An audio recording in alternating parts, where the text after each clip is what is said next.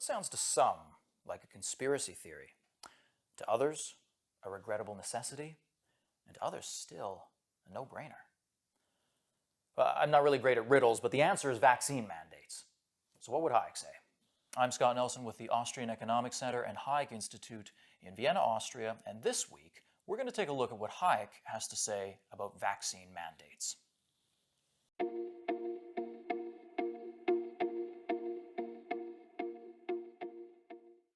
So we started this What Would Hayek Say series about a year and a half ago, and the entire time I've avoided discussing COVID-19 directly, partly because we've constantly been learning new things about both this virus as well as how to handle it. Now, my preference has tended to be to make videos on topics of both immediate as well as of long-lasting relevance, so you can revisit them later. So instead of discussing COVID-19, I've discussed things like regulating health, or democracy, or free speech, all of which I think are more perennial issues, but that also have a bearing on the COVID situation. But now I'm going to look at a matter of immediate relevance, partly because it's being touted, by some at least, as a cure-all solution. And if it is, then great, because it means we can go back to being outraged about other things. So let me be clear from the outset.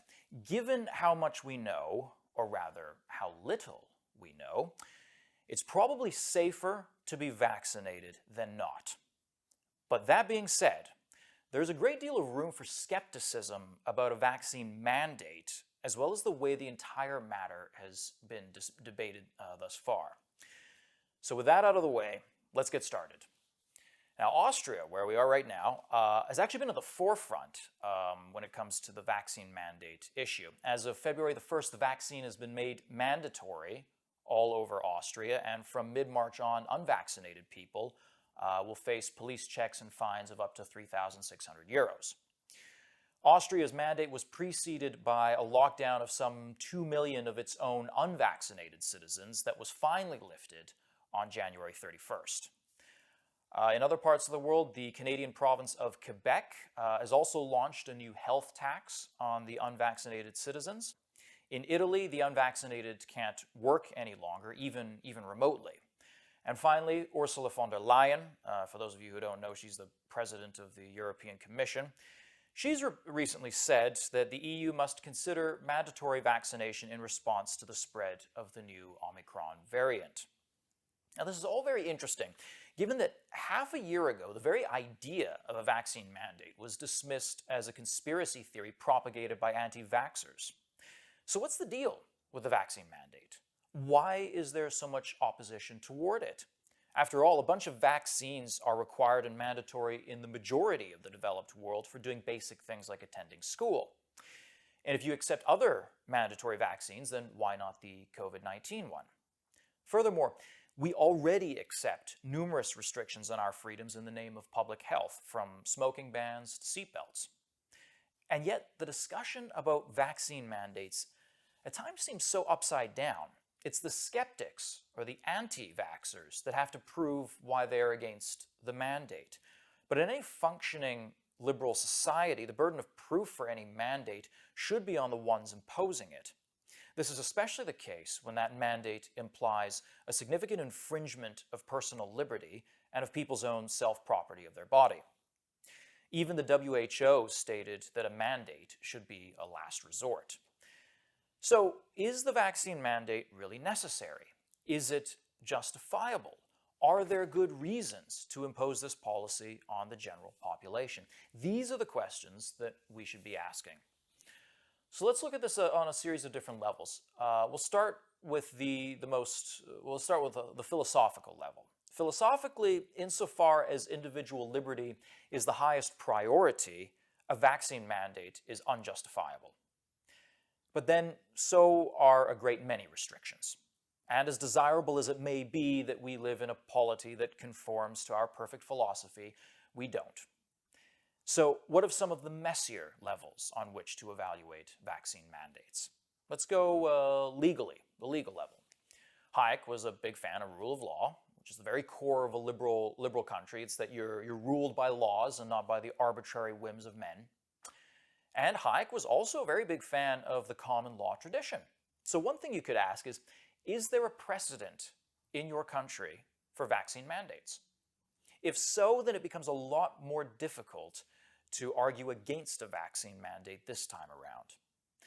Now, this is assuming that the virus is entirely unlike anything we've seen before in its severity, and assuming that the vaccine is more or less the same as any other vaccine. And yet on this point, it would seem that things are once again backwards. COVID-19 is not the worst thing we've ever seen. There's still a stronger case for getting vaccinated against hepatitis B or polio, for example. And the vaccine is not exactly the same as any other. We still don't know how much of it we need and how regularly.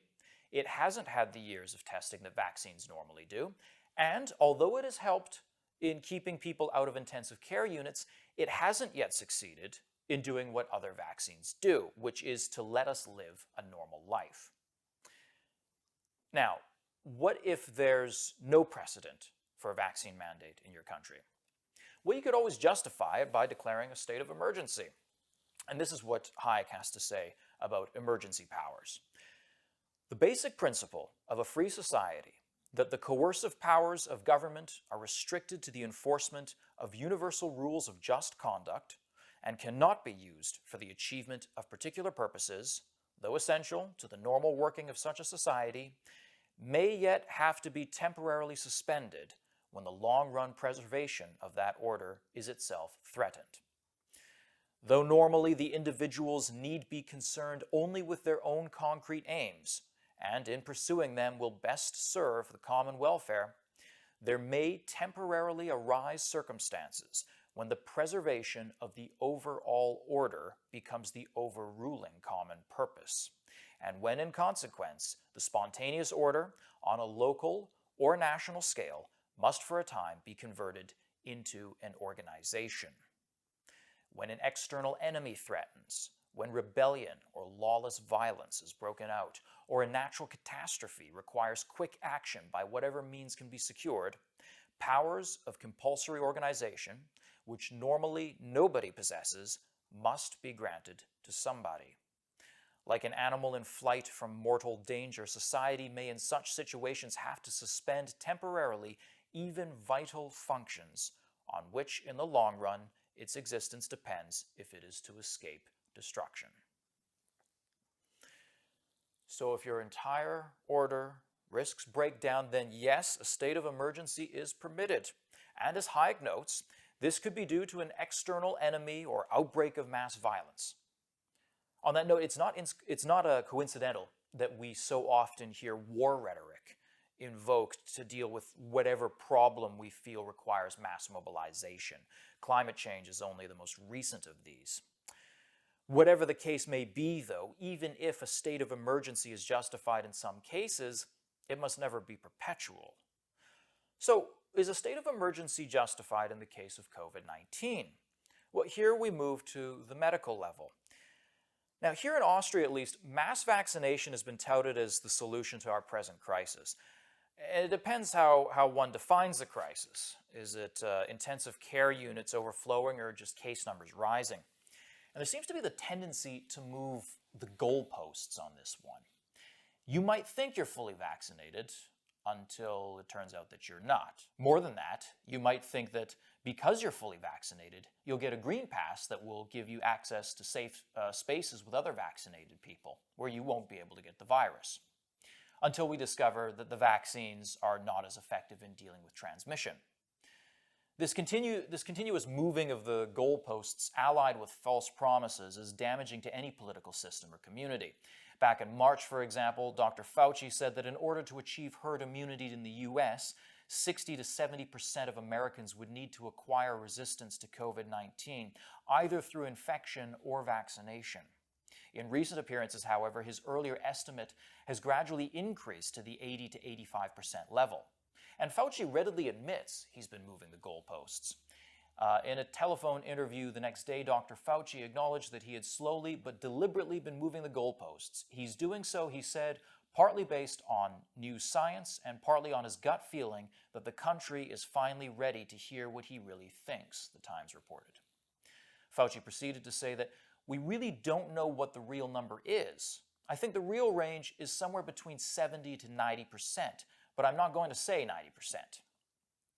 He won't say 90%, he told the Times, because he's not sure there will be enough voluntary acceptance of vaccines to reach that goal. Now, even if this works in the short term, this continuous moving of the goalposts will create long-term skepticism against any further measures and discredit the real value of effective measures against the virus. And it also makes us wonder if the mandate is really justified. After all, if the mandate is meant to solve the crisis, why is this vaccine the only vaccine that doesn't allow us to go back to normal life? Now, on the other hand, updating our estimates is understandable. We don't know enough about the virus or the vaccines. And in a way, everyone was learning as they were going along, and it'd be foolish to expect the authorities to be right about every step they took. Hayek would be the first to acknowledge our ignorance, how political authorities should be humble in the face of uncertainty. But humility on all sides is precisely what has been lacking in discussions of COVID. And this is damaging not only on the medical level, breeding skepticism about the efficiency of both the vaccine and the safety measures, but it's also destructive on the political level. And this is that contentious level that I suspect is governing a lot of our debate about COVID and vaccine mandates. And the mandate could well make things worse. The mandates are leading to massive riots and public instability all across Europe. In Canada as well, some of you may have heard of the truck convoy that went over the weekend to Ottawa, the capital. Even if one disagrees with the protesters and their cause, is it fair to attack them and stop them from expressing their views? The vaccination rate here in Austria sits at around 75% at the moment. I almost suspect the figure would be higher if it weren't for the arrogant way in which a quarter of the population is belittled as being somehow against science. Here they've been called incorrigible or unteachable.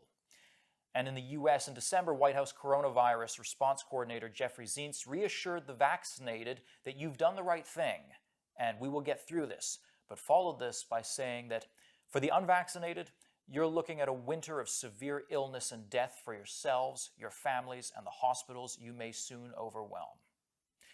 This was not a way of convincing the unvaccinated or changing their mind. They had already been exposed to plenty of similar warnings before. It was instead an address to the vaccinated, an assurance that they are on the side of the good while the others are bad. The public outcry would be massive if you had this same supercilious us versus them rhetoric targeting a particular race or sexual orientation. And in any case, there are many reasons why one might be against a vaccine mandate, but the impression one gets from the media is that all people against the mandate must be far right-wing radicals, conspiracy theorists, and idiots. So instead, as I've encountered in many conversations with others from all over the political spectrum, you have many people who have been vaccinated, but quietly whisper that they're uncomfortable anyways with the idea of a vaccine mandate. And what's ironic above all is that this demonization of the unvaccinated is in the name of solidarity. There's nothing more dangerous than sowing division in the name of unity. Another curiosity of the debate, as carried on in some places, is how you're assumed to be resistant to COVID only if you're vaccinated, where the definition of vaccinated could mean anything, in some places meaning 2 shots, in others could also include additional boosters. But what's strange about it is that it's like the choice is only between death and a blanket vaccination for the entire population. Forget the possibility that a person could choose both to be unvaccinated and avoid situations where he's likely to contract COVID, or the fact that some age and risk groups are in greater danger from COVID infection than others, and that they should therefore be the ones to get vaccinated or stay home.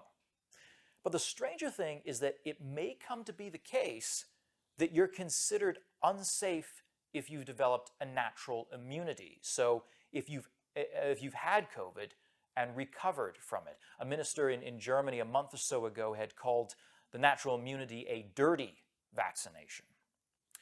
Now, I can imagine that governments don't want to talk so much about this out of fear that people might prefer to expose themselves to the virus as opposed to getting the vaccine. But it's worth noting that a study published last year in the Journal of Infectious Diseases shows that naturally acquired COVID immunity persists for up to 11 months following infection. I've included the link in the description below. Is it going to become common to make vaccination mandatory for people who have already had COVID? But this isn't the only problem when it comes to presenting the vaccine as the cure-all. A year ago, immunologist Byram W. Bridle wrote in an article called 5 Factors That Could Dictate the Success or Failure of the COVID-19 Vaccine Rollout.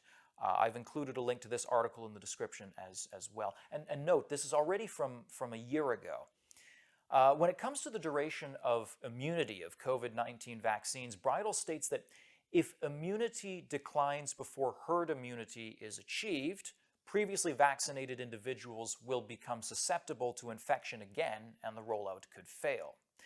Now, as we recall from the Fauci quotes earlier, we're not entirely certain at what point we would reach herd immunity. And in any case, it turns out that the duration of immunity seems to be short, and the vaccine can't always stop contagion. And to return to the natural immunity versus vaccination issue, Bridle also stresses that acquisition of natural immunity, which targets multiple components of the virus, may reduce the risk of infection with variants that can bypass spike protein-specific immunity. This is something that vaccines can't do and that vaccine mandates willingly ignore. Recently, Professor Cyril Cohen, senior advisor to the Israeli government on vaccines, has admitted that he and his colleagues were surprised and disappointed that the vaccines did not prevent transmission as they had originally hoped. He goes on to say that, especially with Omicron, where we don't see virtually any difference, there's a very narrow gap between people vaccinated and non-vaccinated. Both can get infected with a virus more or less at the same pace. So this makes previous measures that predate the mandates, like the Green Pass, obsolete. The Green Pass is meant to be a certificate that granted you access to places with other vaccinated people. This gave you assurance that transmission was prevented and you had a safe space where things could go back to normal. But Omicron might make the Green Pass obsolete, and there's no reason to think that a vaccine mandate will do any better. So the mandate will not be effective in lowering the transmission rate, or at least not necessarily will it be effective in doing so. And that makes it so that even if we grant that the vaccine works, it is still mostly a matter of individual protection. And individual protection should be left to the individual. So is the vaccine mandate really the only way to end the pandemic? Of course, the end of a vaccine mandate is to have the totality of the population vaccinated. And that would presumably give us the possibility of going back to normal. End lockdowns, drop masks, and just return to life as it was. But is that how things have been playing out in countries with high vaccination rates? Let's visit Portugal.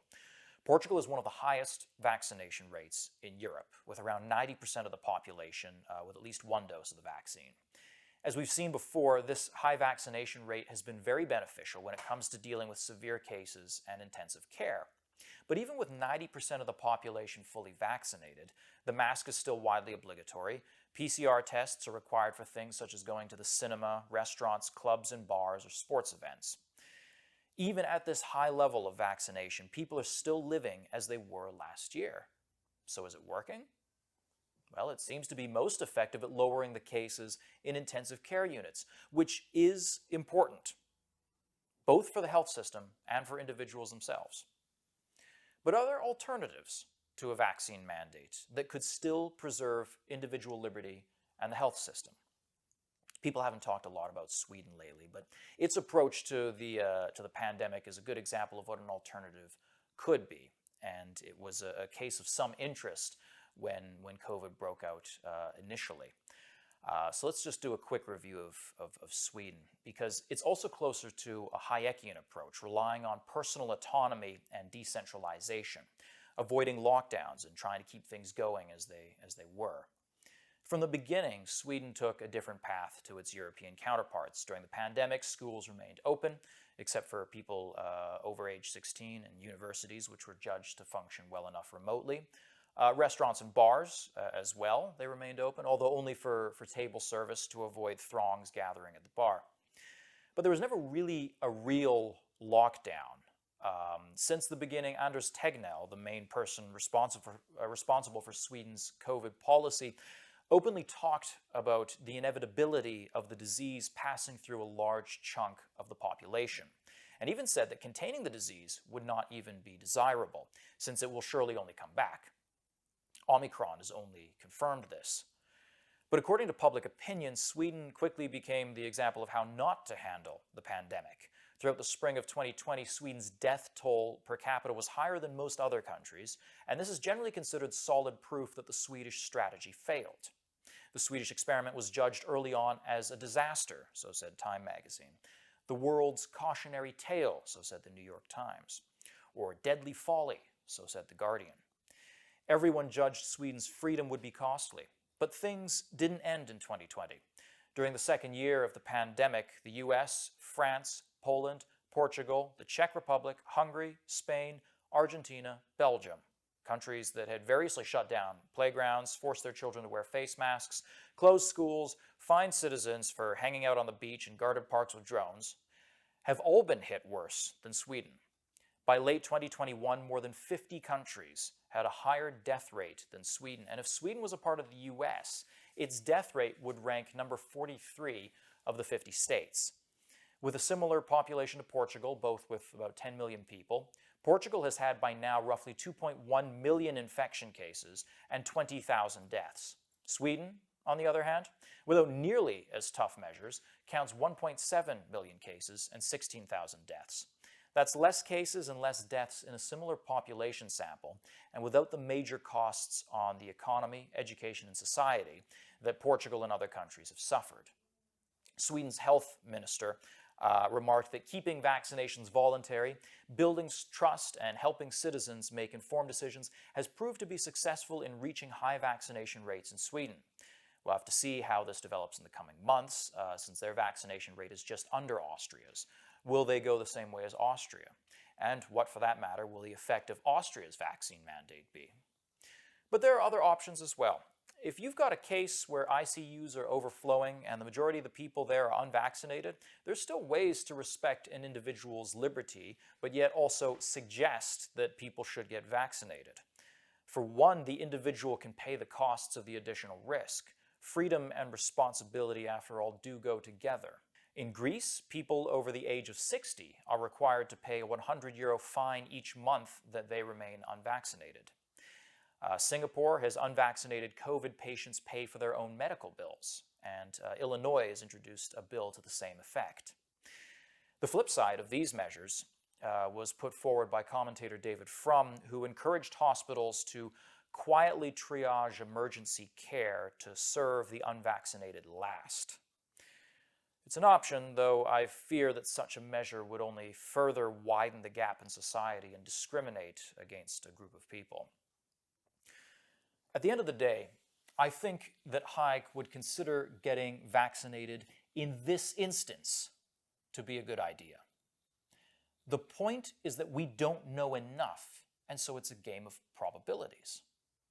But I also think Hayek would have a great deal of sympathy for those who resist yet another government-imposed measure. He would see that people's patience is running out with this whole situation, and he would certainly have us beware the certitude and many of the specious arguments that have been used thus far to push vaccine mandates. We come back to Hayek's warning against the pretense of knowledge. And I may very well be wrong in the arguments that I've advanced here. Time will tell. But admitting that you could be wrong is more than most people have been willing to admit for the past 2 years. And that's what Hayek would say. You know what's funny about this banner here is that it doesn't matter where you move, his eyes always seem to be following you, no matter where you are in the room. You know, it's one of the most mesmerizing and also creepy things. Anyhow, everybody, thank you for checking out this video. We put a lot of work into these videos, so we hope that you're really enjoying them.